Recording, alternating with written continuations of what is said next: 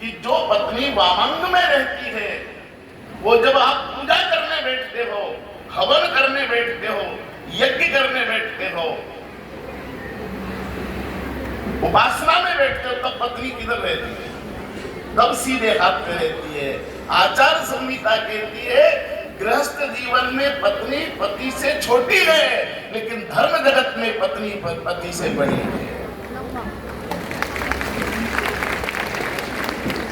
जब आप धर्म का काम करते हैं, वासना में छोटी है, उपासना में बड़ी है।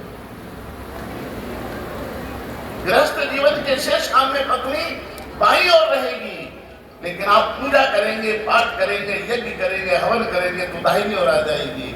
इसलिए मैं अपने यजमानों को कहता हूं कि 5 दिन तक जब तक कथा सुनो, तब तक पत्नी को दाहिनी तरफ बैठाना और 5 दिन उसको तू नहीं कहना, 5 दिन आप कहना उसको।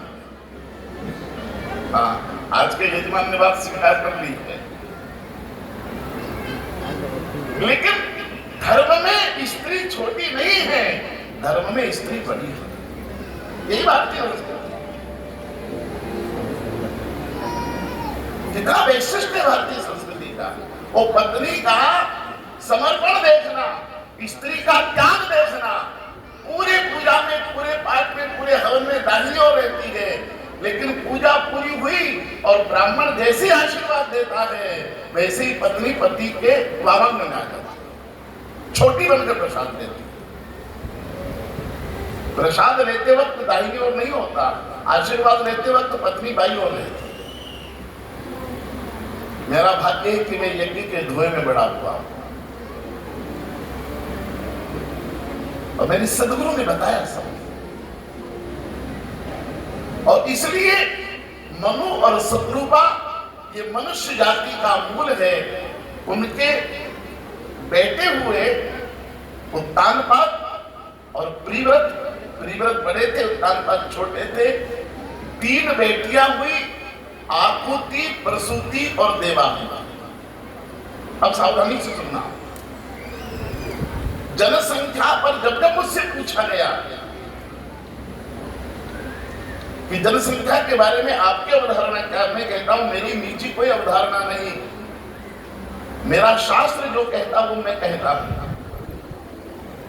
भारतीय शास्त्र में कहा गया कि जब सृष्टि बनी, और सृष्टि बनी महाराज मनु और शत्रुपा से, तो सबसे पहले 2 बेटे हुए और 3 बेटियां।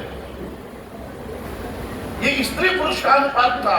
बेटियां 3 थी और बेटे 2 थे। यहां से अनुपात शुरू हुआ सृष्टि का भारतीय संस्कृति में। और आज कहां लेकर ला जाकर छोड़ दिया हमने। अब 100 बच्चे में 80 बच्चियां बची। मैंने एक दिन वेदव्यास जी को पूछा भाव जगत में कि आज पुरुष ज्यादा है, स्त्री कम है।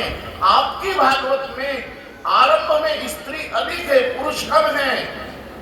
तो उन्होंने मुझे कहा कि एक बात समझ ले। चुपचाप मैंने कहा क्या?